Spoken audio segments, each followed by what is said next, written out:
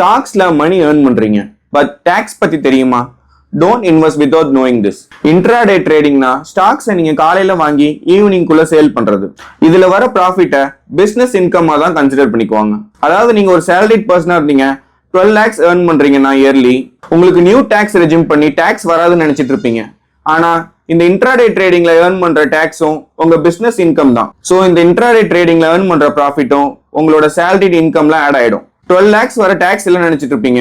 ஆனா இதுல ஒரு 1 lakh ஏர்ன் பண்ணீங்கன்னா அது உங்க டாக்ஸபிள் இன்கம்ல ஆட் ஆகும். அடுத்து short term capital gain tax. நீங்க ஒரு ஷேரை வாங்கி 1 yearக்குள்ள சேல் பண்றீங்கன்னா அதுல வர ப்ராஃபிட்ல 20% நீங்க பிளாட்டா டாக்ஸ் கட்டி ஆகணும். Next long term capital gain tax. ஒரு ஷேரை வாங்கி நீங்க 1 year ஹோல்ட் பண்ணிட்டீங்கன்னா அதுக்கு ஃபர்ஸ்ட் 1.25 lakhs ப்ராஃபிட்டுக்கு நீங்க டாக்ஸே கட்ட தேவையில்ல. அதுக்கு மேல வர ப்ராஃபிட்டுக்கு நீங்க வெறும் 12.5% டாக்ஸ் கட்டினா போதும். ப்ராஃபிட்டை மட்டும் பார்க்காதீங்க, டாக்ஸையும் கால்குலேட் பண்ணுங்க. ஃபினான்ஷியல் ஃப்ரீடம்க்கு ஸ்மார்ட்டா இன்வெஸ்ட் பண்ணுங்க.